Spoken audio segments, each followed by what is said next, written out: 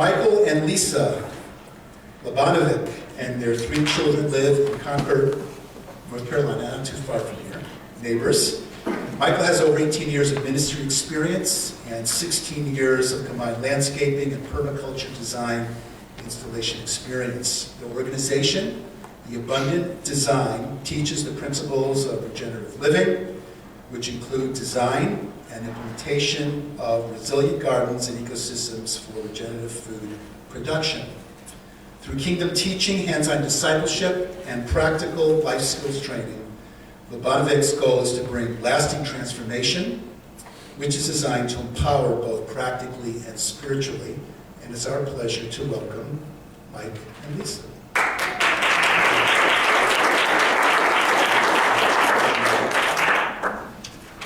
Well, I just first of all want to thank Pastor Roy again for opening the doors to the church for us tonight. Stuart and Sandra for inviting us, and all of you for coming out. I know it's a beautiful Sunday. You guys could be, outside at a park or doing whatever, but you chose to be here, and it means a lot to us that you come out and hear what God's put on our hearts and the calling that He's given us to impart to you guys. But as we step into this, I'd like Lisa to kind of come up. One of the things we like to work together. We're a husband and wife team, and one of the things that Lisa's going to get into is the why. As Brother Stewart had mentioned, we're going to be discussing some permaculture things tonight. I don't know if you've ever heard that word or not, but we'll be getting into that some. But Lisa's going to express to us why we need this type of a strategy as the church and just as God's people in this hour. So, no further ado, my lovely wife, Lisa. I'm old school, papers, a little more modern. Well, oftentimes our trials, God turns them into something beautiful. Take beauty or ashes and turn into beauty. So, just really, really briefly, I suffered with sickness from the time I was a very little child until I was about 30 years old. And I was in specialist after specialist after specialist, and everyone agreed that there was something very much wrong, but no one could find out what the problem was. And so I adapted some pretty strange diets trying to self-heal myself. I got so sick of being poked and prodded and put on different meds that I'm like, I'm done. I can figure this out myself. So that didn't really work out so good. And one night Mike was praying over me. I was especially sick, and he felt like the Lord said, you need to get tested for some food allergies. Well, I felt like that was the craziest thing I'd heard of, but okay, I thought I'd eat, any type of food, and we were really healthy eaters, and I never had any weird, like allergic reactions that I knew of. But to make a very long story short, he had heard from the Lord. I got tested, and I was severely allergic to pretty much every staple food that an American, especially an Italian, would want to eat or think about eating. So, what was a trial, the Lord then turned into kind of a little bit of a calling. And I work with people who deal with modern illnesses, usually caused by our environment, our food, our level of stress. And I also work with people who have food allergies. So, what the enemy meant for harm, God is using for good. And I always tie God into it because I don't think that you can separate our bodies, our souls, and our spirits for one, right? Okay, so I just wanted to kind of give a little bit of a preface for why this is passionate for me. I am not an expert gardener. So, just to put that out there, that is Mike. I love food, and I love preparing food, and Mike loves growing food, and so God knew what He was doing when He put us together. But I am getting better. I have a little cactus plant growing. Cactus plant? Okay, yeah. All right, just to be vulnerable. All right, so just a couple things. We were created with a nature. Everything that God created, He created with a certain nature. We were created in the nature of God. All right, a plant was created with a certain nature. It should be tended according to its nature. So if I take a sunflower plant and I decide that I don't want to put it in soil, I think that maybe it would go great in sugar, and I decide I don't want to water it with water, I want to use milk, what's going to happen? It's going to die very quickly. It's going to disease and die. And so in that same train of thought, we were created with a certain nature. And when we start treating ourselves or others or our environment in a different nature than what it was intended, we start seeing problems. And can we all agree, we're in a little bit of an issue right now, we have a little bit of a problem, okay? So from our food supply to social issues, family issues, we have treated things not the way that God designed. And God's pretty intelligent, which is why he gave us a manual, like do this and it will work. It's just so simple, right? All right, so Tolkien, we homeschool, so if I mention some classics, please just smile along. If you don't like any of those, just smile along anyway. I didn't used to like Tolkien until I started reading some of his things, and it really provoked me to thought. But he wrote that living in the result, or living in opposition to what we've been created to do, or different than our nature, he said, it will have to be paid for. It isn't natural, and trouble will come of it, okay? So what does this have to do with our food? Well, in the past few generations, we've lost some basic things that every civilization before was just normal life. In the past few generations, we've lost the ability to really provide for ourselves. So if your great-grandparents, or your great-great-grandparents for sure, were to walk into your favorite grocery store today, they'd be like, where's the food? Okay? Because most of the inside of our grocery stores are, I'm not quite sure they're food, we eat them, but they might not be food to people living before us. Okay, and I need to go quickly, because I only have a short amount of time to share what I want to share. All right, so a few generations ago, they grew the majority, or at least some portion of our food, and that's just not the case today. You know, we've got things like globalization and modernization that kind of have pulled us away from our food supply. And so now we have 3% of our population growing the food for the rest, the 97%. Like, what big deal, you know? So I don't really want to grow my food. What difference does it make if some other guy's growing it for the rest of us? The problem with that is you have these things called factory farms, and they are massive, or some people call them industrial farms. And you have, they're monoculture, mono-farming, where they're growing, say they're growing one plant. The diversity is not there. Or they have just cattle, and they have thousands of heads of cattle.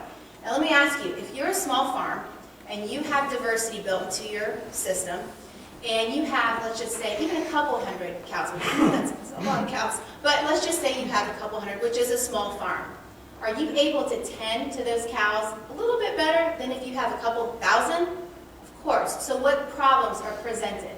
Well, now you have to just treat everything in a form that's not according to its nature. So right off the bat, every animal gets antibiotics. Every animal gets treated as though they're sick because we can't care for them the way they're intended to be cared for. Okay, so who suffers? We do. And the animals and our environment, and it goes on and on, because what did Tolkien say?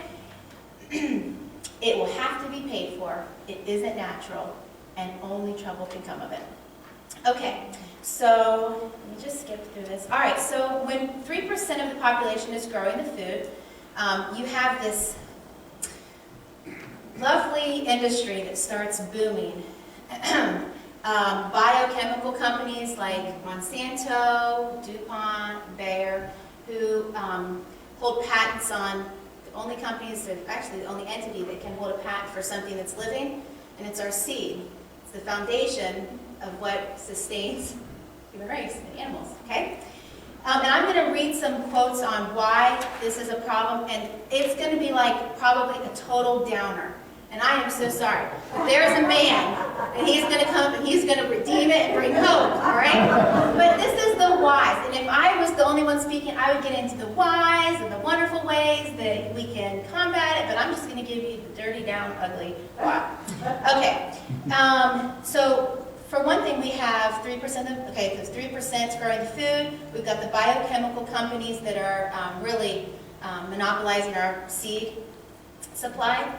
Food is by nature being lower nutritionally, and here's why. When you are wanting to, you go to the grocery store and you're wanting an avocado, okay? There's not too many avocado trees that you'll see like outside. So it's being flown in from another part of the world or another part of the country. And the problem with that is that it's got a little bit of a journey to get here. So it has to be picked when it's not ripe. And what happens is when a plant is ripened on the vine or on the tree or on the plant, that's when it becomes ripe is when the nutrients enter into the plant. If it's picked before then, guess what? You're eating the plant, you're eating the fruit, but you're not getting all the nutrients. And sometimes it's severe. It's almost shocking how many nutrients we are missing. So organic is best, organic is good, local is the best, organic and local and in your backyard, that's like the way to go. Mike actually has a device that measures the nutritional density, and it's amazing, the organic food that we were buying, and I'm like, man, I'm paying twice for this. And it's like only a couple points higher than the conventional grown food. It doesn't have the poisons and toxins, pesticides, but the nutritional value is just not there. We have to grow this, or we get to grow it, right? Because that's the solution. Okay, I'm taking up. I'm probably like past my time. All right, I'm just going to read something. In the past century, world agriculture has lost, and this is world agriculture. This isn't just the United States. This is worldwide. We've lost 75% of our genetic diversity to globalization, standardization, and monoculture, which is just when you're farming one type of thing, like corn, like when you're driving down the road and you're like, oh, it's beautiful, like farm, it's all corn. It's probably all GMO corn, but it's all corn. All right, so that's monoculture farming. We've lost 95% of the tomato varieties that existed in 1909. That is bad news, okay? 91% of corn varieties are gone. 95% of cabbage varieties that your great-great-grandparents would have enjoyed and would have known are gone. Okay, so these are gone, they're gone. Now, the hope is that some of these things can be retained. We can gain some back, correct? I'm sure about that, yeah, that's out of my league. But, and so, although this may not seem on the surface to be a big deal, in reality, it can mean the difference between full bellies and famine. Genetic diversity in the plants that we grow is more than just the number of tomatoes listed in your favorite seed catalog, okay? Diversity ensures that there are sufficient genetically diverse and well-adapted varieties of any given plant to respond to any given situation, okay? I am almost through. When a crisis arises, and we have seen, like the drought of 2006, 2007 here, it was a bad drought. Okay, so we've seen when a crisis arises, all right, so maybe a new fungal disease or a drought, diverse genetics ensure that some varieties will naturally have the strength to be passed on, okay, to the next generation. Without that diversity, with a significantly narrower gene pool to draw upon, crops and plants become susceptible to complete annihilation with these new threats when they arise. Such a disaster is not unprecedented. So God is just so incredible that He did not just create one variety. He created multiple and diverse. We've thought we only need one, okay? And I just want to read a couple things, and I'm sorry if I'm a little bit choppy. There's so much I want to share, so we'll have to bring you back. Oh, we'll have to have another forum. But, okay, who here is familiar with GMOs? Because this is one thing I really felt in my heart. Wow, that's awesome. I spoke at an event in Pittsburgh near home, and like nobody, 2 people raised their hand, and I was like, oh no, forget everything. All right, so I'm just going to go into, I'm not going to go into depth. I'm just going to read a couple reasons if you need convinced why you should not buy things that are genetically modified. And I do want to add, these things are changing. Like we're seeing them change. Consumers are really making a difference in saying, if it doesn't say that it's not, if it's not verified non-GMO, I'm not buying it. And looking at your ingredients, seeing if sugar is listed, that it's organic and that it's cane sugar, otherwise it's probably not. It's probably beet sugar, which is almost all genetically modified. Okay, so GMOs are unhealthy. There's doctors that are agreeing, like they're prescribing non-GMO diets because they're seeing what a significant response our systems are having for the positive when we're off and the negative when we're eating GMOs. They contaminate forever. Okay, there's some varieties of food right now that scientists are saying we may never get those genes back because they're cross-pollinating. I just read an article that was talking about canola. They found canola in northern North Dakota, and it was cross-pollinated with weeds. And so they're like, oh my goodness, now we've got weeds that have the genetic makeup of these GMOs. So it's one of those things where it's like, oh, it probably wasn't thought through. But God is bigger, and God is a God of redemption. All right, so there's dangerous side effects. A lot of the health problems that I deal with, I believe, are a result of GMOs and probably a heavy pasta diet. But let's see, I'm going to skip through that. It's harmful to the environment. You know, we've got so much Roundup right now in our water table, so much Roundup in our soil, so much Roundup on our food. Roundup doesn't wash off your food, okay? It's not, you know, you can spray it with the neat little vegetable washes. Roundup doesn't wash off your food. And because a lot of the genetically modified foods, the pesticides are actually genetically engineered inside the plant, like corn, there's nothing washing off because it's actually the plant. And there's a debate right now whether corn will have to start having a biohazard label because it contains a higher amount of toxins than the actual toxin that it was genetically pulled from. So, all right. For anyone who has heard that GMOs increase yield, it's an end to world hunger, it's just not the case. We've got friends overseas that are seeing tragic things with farmers. They're taking their lives because they put everything they have into these seeds that are not producing. They're yielding less, and they're having to use more for fertilizer, and they're killing their soil. But anyway, God is really awakening people's hearts, even to like wanting to farm. You know, a realtor friend who's like, never before, he said, in my career have I seen people buying land like they are today. So God's awakening the church in something that might not seem super spiritual, but you need people to be alive to get saved. So I kind of think it's important that we're helping. But anyway, Mike, come on up. I hope I wasn't too choppy. That's the wise. Here's the solution.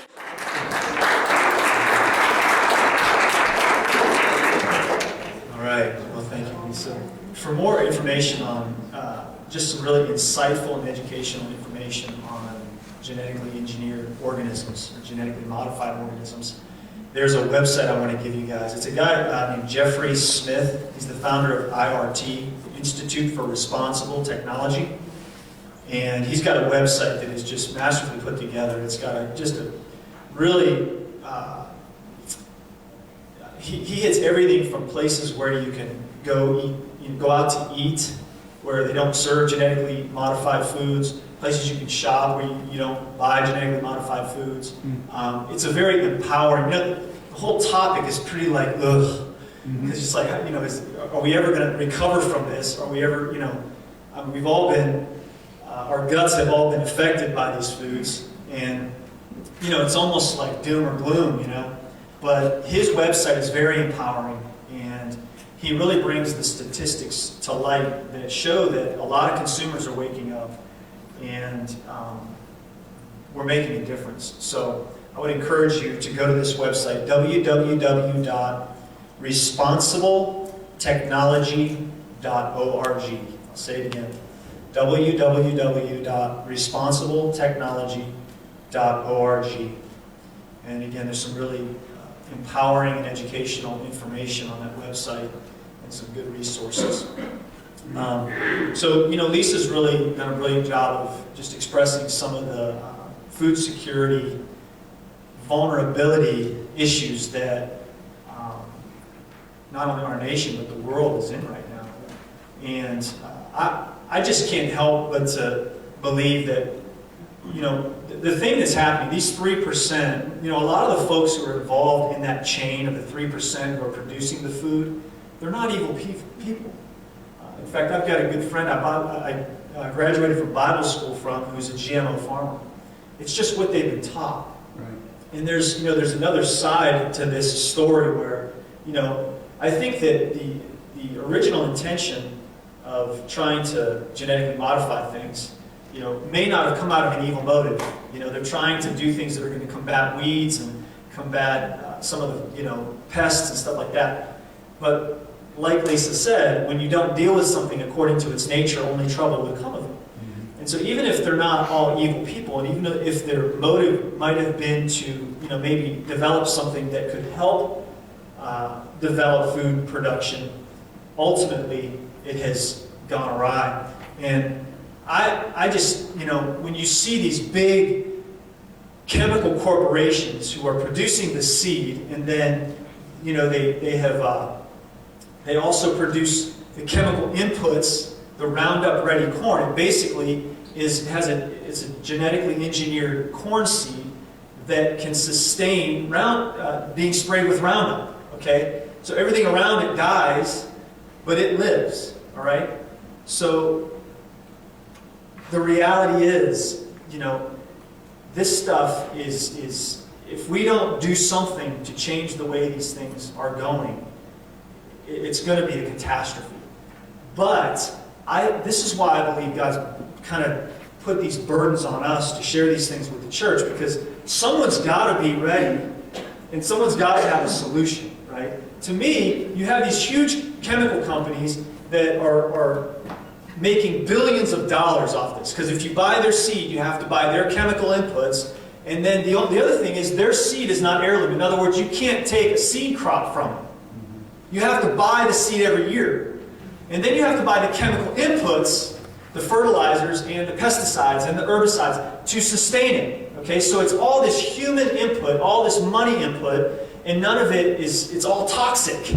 It's toxic to the animals we feed it to, it's toxic to the people we feed it to, and it's toxic to the ecological to the environment that we're planting these things in. Okay? And so what is it that drives this industry? I'll tell you what it is. It's greed. It's a moral failure. But beyond that, it's a spiritual failure. Because the powers of the air that are described in Ephesians 6 know that if they can control food and water supply, they can control nations. A friend of mine who's doing work in the Middle East has been talking to me over these issues because he wants me to go there to help some of these areas in Iraq that have been affected by ISIS. Because what ISIS did when they went into these areas in Iraq was one of the main things they did. They went for the grain silos. They went for the farmers. Because they knew if they could control food supply, they could control the people. Okay, there's a passage in Acts chapter 12 that I saw one day, and it just it leapt off the page and it just struck me. I'm like, wow, this is a spiritual battle. As much as it's a practical thing, as much as it's a moral failure, ultimately, this is a spiritual battle. Okay, just like some of the other fronts we're fighting on with the homosexual agenda, the issue of abortion and some of these sex trafficking things. These are all spiritual fronts. Our food supply is under attack. And it's a spiritual issue. Okay? Look at this. In Acts chapter 12, 19 and 20, this is the end of verse 19. It says, Then Herod went from Judea to Caesarea and stayed there a while. Okay? He had been quarreling with the people of Tyre and Sidon. Okay? They were not in relational harmony. All right? And it says, they joined, it says, he was quarreling with these people. They now joined together, these two regions, Tyre and Sidon, joined together, and they sought an audience with Herod. Wow. Okay. Well, first of all, they secured the support of Blastus, a trusted personal servant of King Herod, and they asked for peace. Okay. They don't get along with this guy, but there was something that he had that they needed, and so they went to his servant and asked for peace. In other words, they didn't fear God, they feared man, because this king, it says, because they depended on the king's country for their food supply. It says that in Acts chapter 12. I've probably read over that hundreds of times. And a little while back I was reading it, it struck me, I'm like, wow, this is a spiritual battle. This is, the powers of the air control ungodly governments. And if those ungodly governments control food supplies, ISIS, it's not a government, but it's definitely, there's a demonic agenda there. They control the region's food supply so they can control the people. All right? And so I just want to, impart to you guys, this is a moral failure because it's a greed-driven utilitarian industry. And then ultimately, it's a spiritual issue. The powers of the air know that if they can control food, they can control people. And so what is the solution? Because if the church doesn't have a solution, and this starts happening in our nation, where, you know, people start controlling our food supply, which actually it is happening through genetically engineered foods. And then when you look at that website that I told you about, you'll understand it's a more subtle approach than ISIS, but I'm telling you, food supply is being controlled. But so what is the solution? Well, first of all, on a spiritual level, you know, we as the people of God need to walk righteous and upright before our God. We need to honor Him, we need to fear Him, and we need to seek Him. And you know, I know I'm preaching to the choir here, but that is the reality. We need to be a people who walk humbly before our God and who seek His face. And I believe that that's really part of the spiritual solution. But you know, when Joseph was, the story of Joseph in the Bible, he sought the Lord. He walked with God even when he was wrongly accused and maligned and done wrong. He still feared God.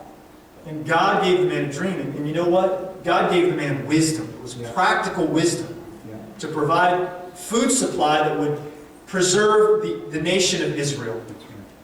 Right?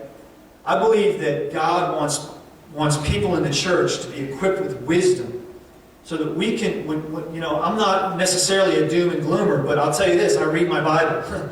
And I don't have my head in the sand of what's going on in the nations of the world, where our brothers and sisters, you know, in the Middle East and throughout the world are being persecuted just because they say they you know, are believers in Jesus. And so we have to, you know, wake up to the fact that the things that are written in our Bible are coming to pass.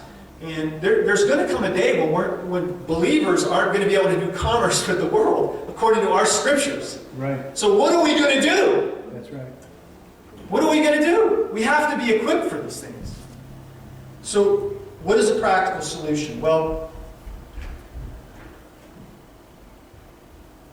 one of the things that I discovered about 4.5 years ago was this design principle philosophy of growing food called permaculture. Okay, it was the term permaculture was coined by a man named Bill Mollison, who was a wildlife biologist, and he was traveling the world giving consultation over these ecosystems that were degrading and falling apart because of modernization and industrialization and a lot of the stuff that the human race has done to wreck the creation that God's given us.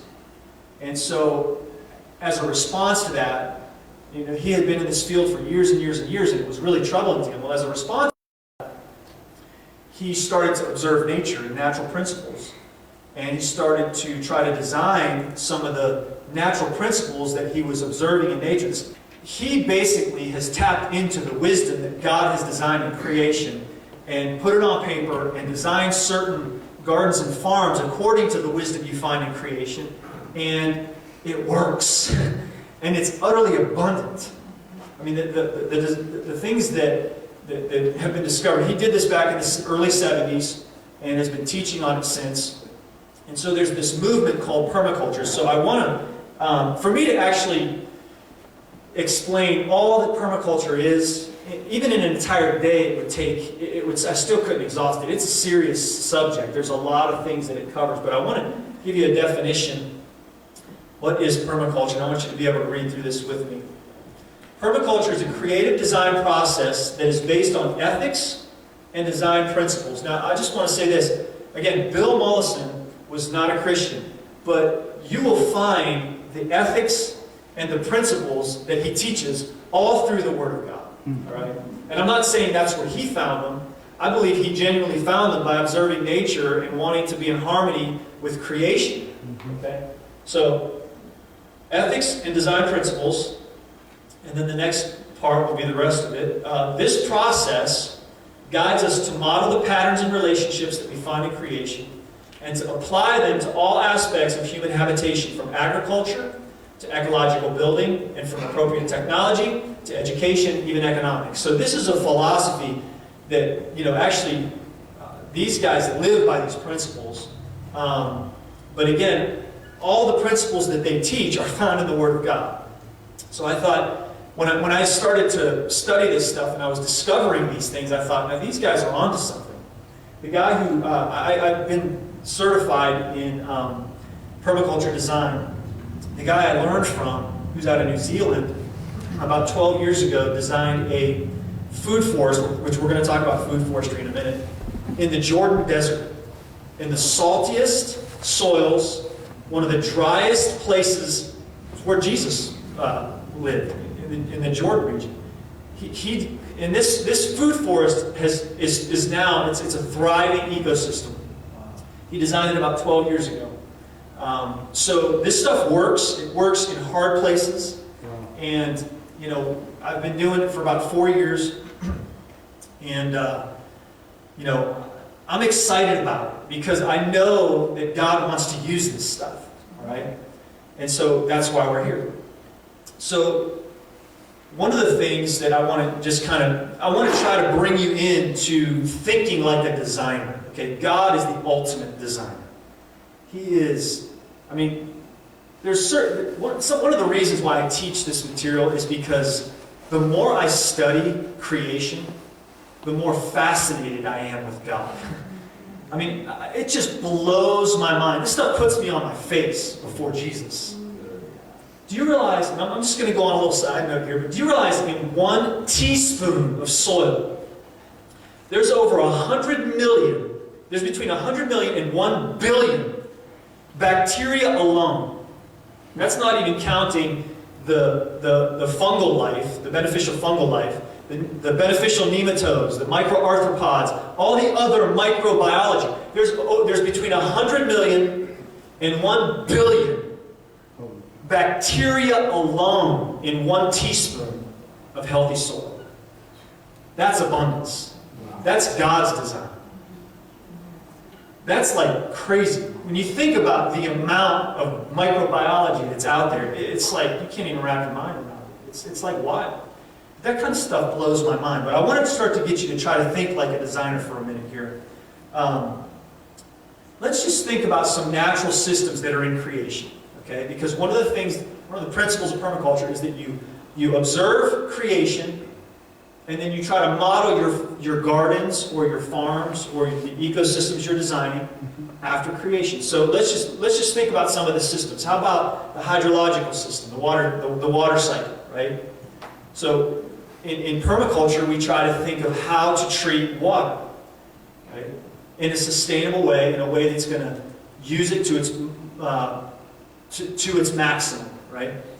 What about the nitrogen cycle? There's such a thing as a nitrogen cycle. The Earth's atmosphere is made up of a lot of nitrogen, and there are these plants called legumes or other nitrogen-fixing plants that are in creation. Okay, and these plants capture nitrogen out of the Earth's atmosphere, and then they fix that nitrogen into the soil through their roots. From these little nodules on their roots, they have this harmonious relationship with the bacteria in the soil, and they literally build soil and fix nitrogen in the soil. Okay? So this is part of the nitrogen cycle. All right? How about the carbon cycle? Carbon is a huge factor when it comes to building soil and developing farmland. Or the decomposition cycle. Any biomass, anything that's living that dies, decomposes, and it becomes part of the cycle of life. And so these are just 4 of several natural systems that are in creation all around us that I want us to think about for a minute as we're thinking in terms of designing a garden or designing a farm. All right? Now see, one of the tragedies of farming that I've discovered is that it's become utilitarian. There are multiple books out there that talk about techniques, but there are very few that talk about design. So we're ignoring, we're like blind to the realities of design, these systems that God has put in creation all around us, that if we would just look at them and take them in and then implement them in our garden and farm systems, we could actually utilize these natural systems in a way where they can enhance and develop a stable and resilient food production system, all right? Those lagoon plants that capture nitrogen out of the Earth's atmosphere, how can we use those in a garden system where they can be a support species to some of the production species we want to grow? Let's start thinking like designers. How can we use water when it comes on our property to its maximum?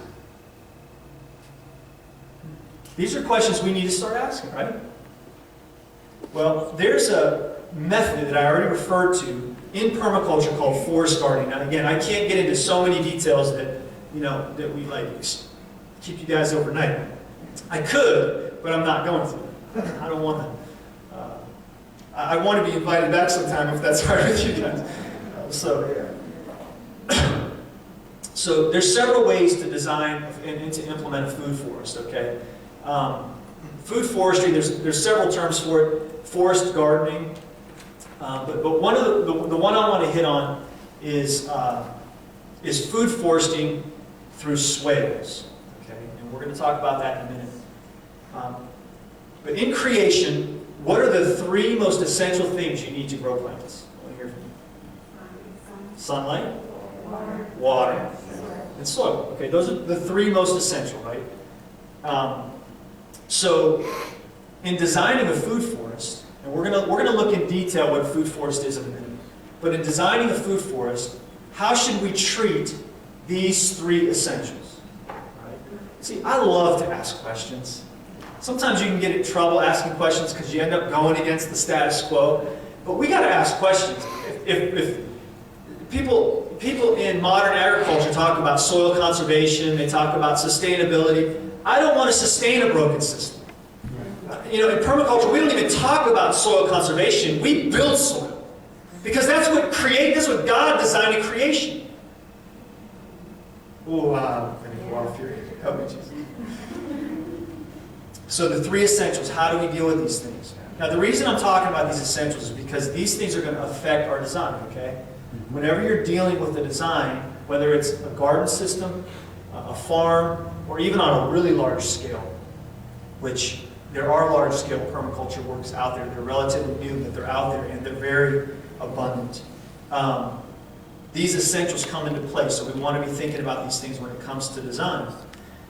So just like in a wild forest, light and water are harvested, okay? But soil is built, right? So let's just look at light first. Light is a wild energy and it's constant. Okay, what is constant about light? Where does the sun always rises in the and sets in the west? Okay, so in our northern hemisphere, in the wintertime, where's the sun on its axis? Is it directly overhead? No, it's lower. That's right. It goes in the southern axis, right? So when we're designing, we want to think in terms of where is the sun on our property. Because most producing, unless it's a shade-loving plant, most producing plants that produce fruits or vegetables need at least 6 hours, most like more than that, but most will do okay with 6 to 8 hours of sunlight. So we want to think in terms of the constant of sunlight, right? So on our property, we want to know, how do we harvest sun? What's the best way we can do it? Because even on a property, you can create microclimates that will use the sun to your benefit. Because stone and water store heat really well. So if you have a south-facing or a southwest-facing slope, you can actually design in stone and water features that will allow you to extend your growing season. Start earlier or end later, right? So I'm trying to get us to think in terms of design here, okay? So we want to know what the sun's doing and where it's at in terms of our property. Here's the other thing. If you have a home and your home, on the north side of your home, you try to plant a fruit or a vegetable-bearing plant, is it going to work? No, because because the sun is always on somewhat in this climate, in this growing zone, the sun is always on even a little bit of a southern slope, even in full summer. Even though it's higher in the sky, it's still not directly above, because directly above is on the equator. So you still have that southern slope. So, that plant might get a little bit of an eastern early morning sunlight, but it's not going to get the midday sun and the sun that it's really going to need to produce. So we got to think about how to harvest the sun's energy to produce. Okay, so water, this is the other one you guys mentioned. Water is a wild energy, and it has characteristics that are constant also. What would be a constant characteristic of water? When water hits a property, what happens? It does absorb if the soil is healthy, but it always goes downhill.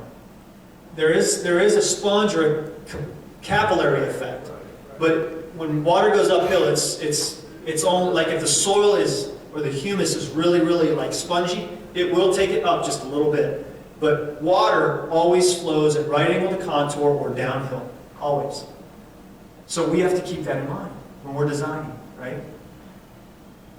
Because, and we're going to talk about how to do that in a minute, because in most agricultural settings, because design is not brought into the equation, they expose all the soils, which is one of the most precious resources that any nation can have. They expose the soils through tillage to water, through rain, heavy rains, and so all their soils are just running off the property because they don't design in ways of holding that energy and spreading it and sinking it and using it to its maximum benefit, right?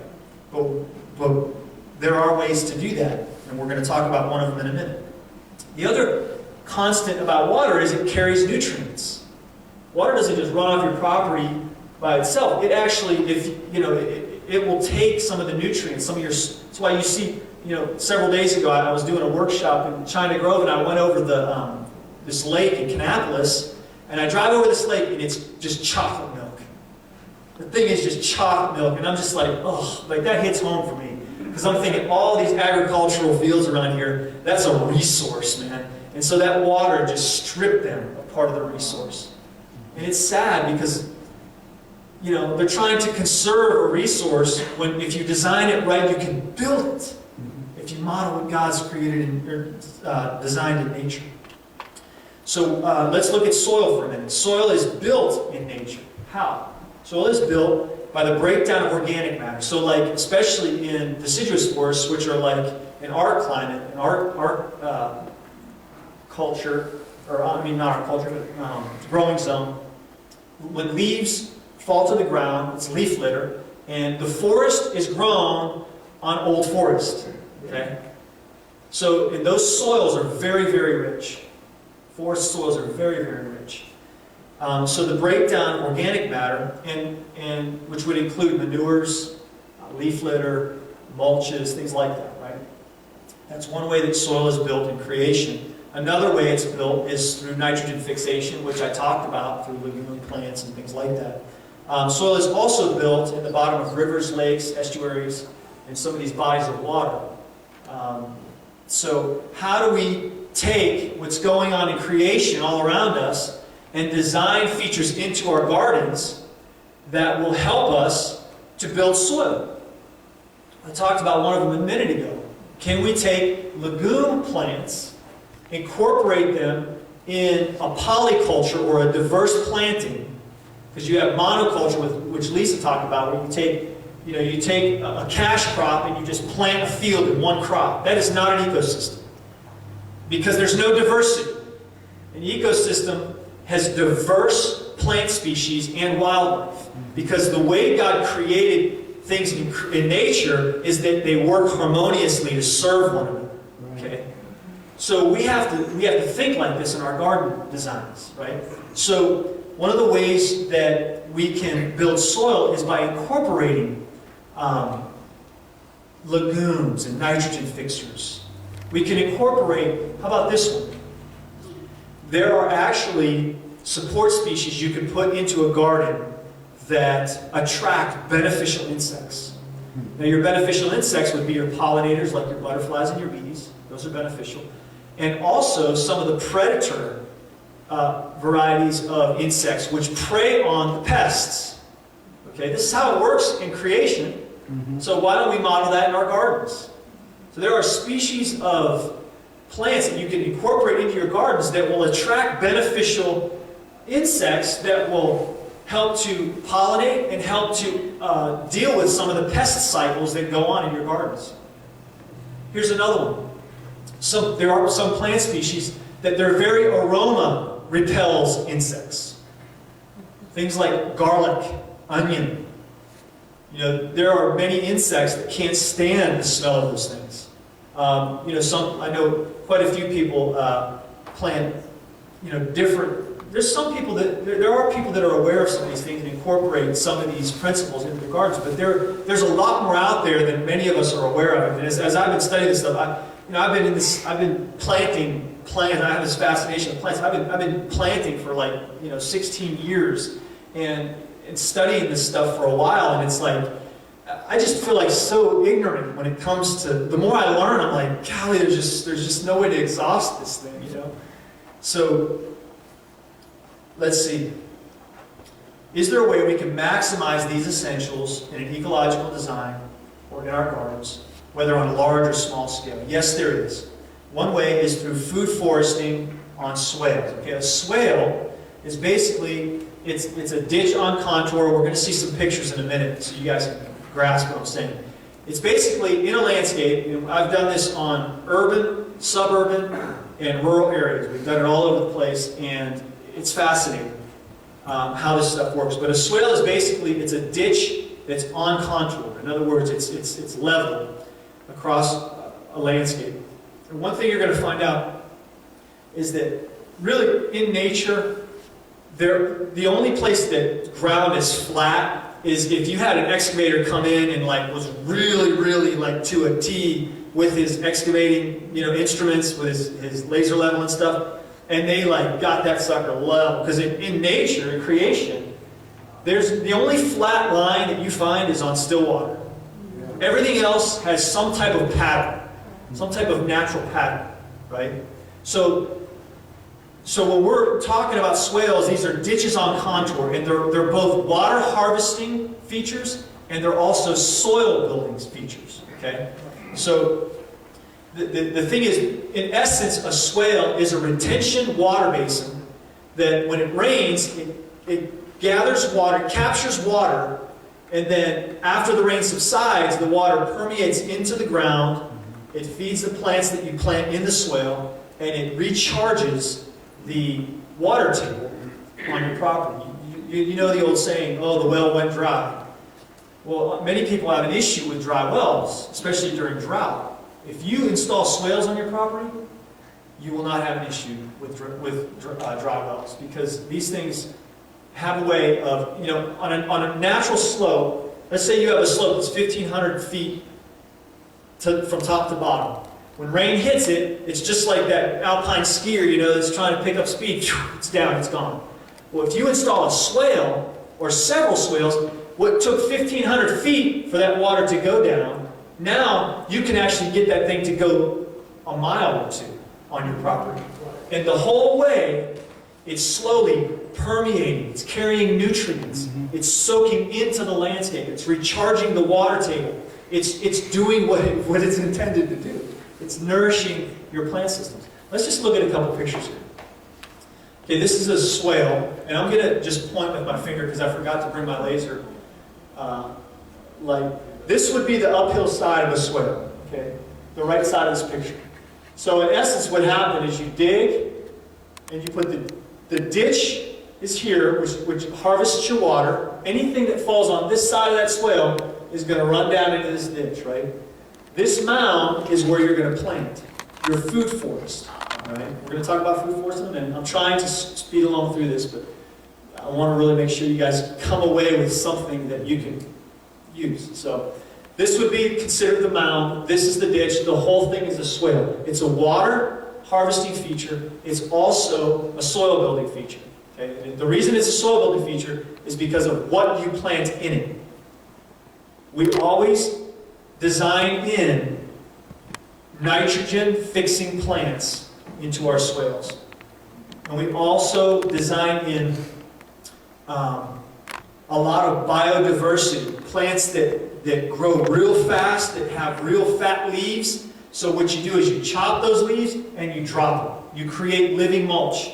So that when you chop and drop, you create organic matter that's feeding the biology that God put in that soil. So now you're building soil from the top. So when you put your nitrogen fixers in, you're fixing nitrogen and building soil underneath the soil. And when you put your cover crops, which would be diverse, I would highly recommend diversity, because diversity brings stability and resilience. And you always want to have diversity. But you cover crop it, and then you chop and drop it from the top. You're building soil from the top and within. Okay? So, let's look on the next one. Okay, this is a kind of a picture of what happens. Your water hits up top, it hits the soil, and it stops. Alright? You're stopping it. Then what happens? You're spreading it along the landscape, and then you're storing it underground. Alright? So this water just continues to permeate through your landscape underground.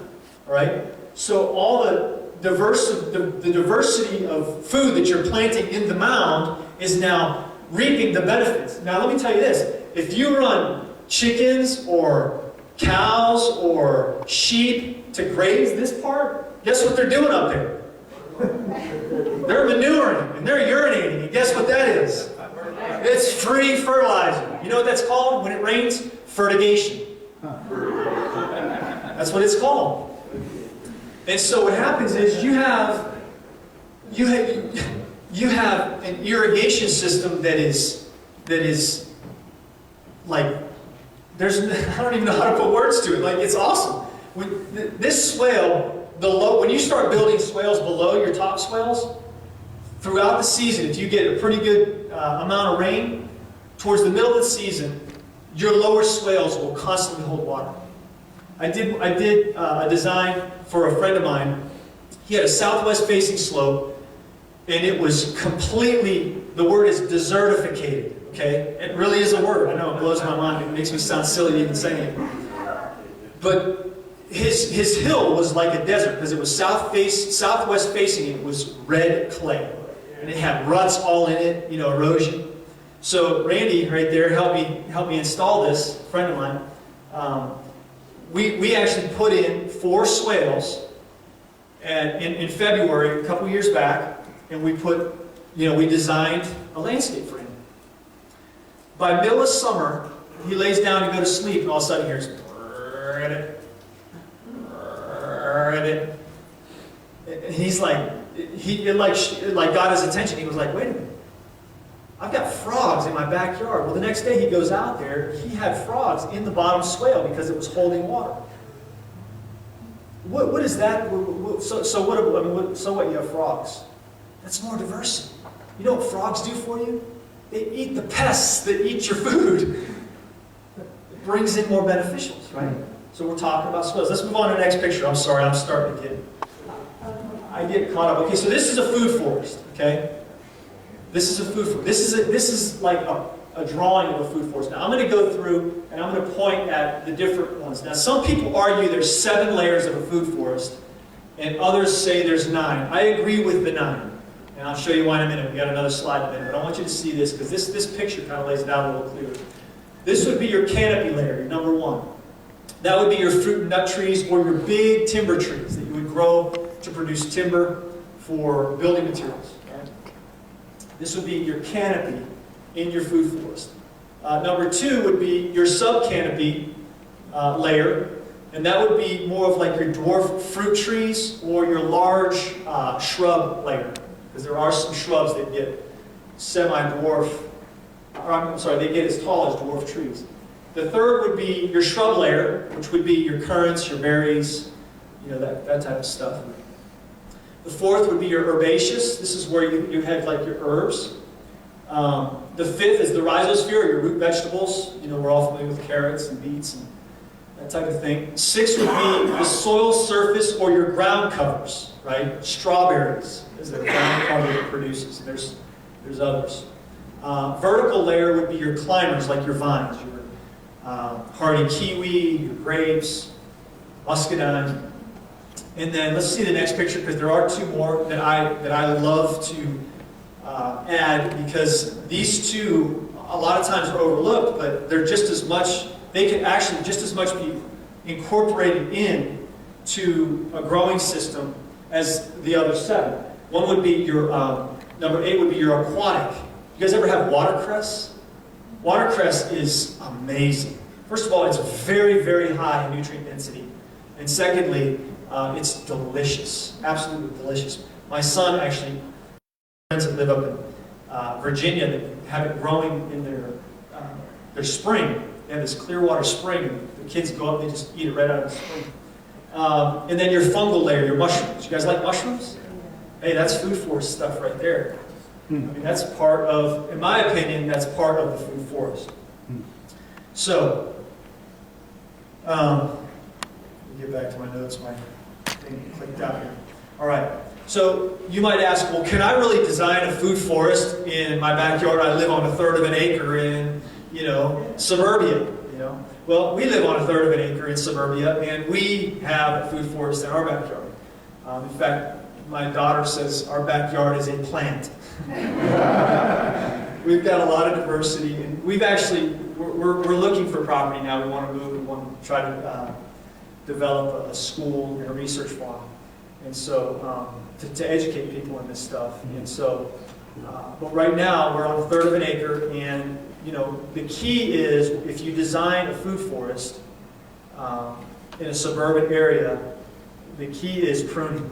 You got to keep you wouldn't design in the first layer, your canopy layer. Your canopy layer, your canopy layer would actually be more of a sub-canopy variety.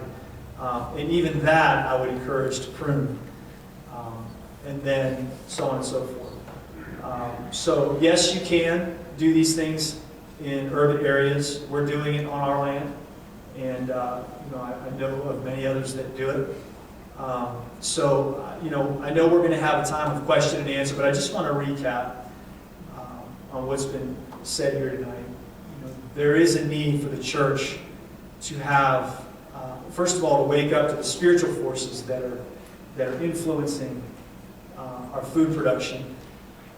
As Lisa so brilliantly articulated, that these things are causing people to be sick because they're toxic.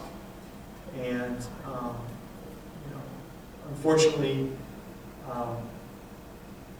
it seems like a doom and gloom message, but the reality is there is hope, because Jesus is with us, and because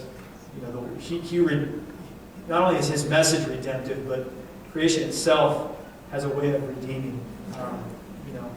So, secondly, this is a spiritual matter. We need to be a people who fear God and honor Him, and who seek Him concerning these matters, because this is another front where not only the church, but humanity itself is under attack.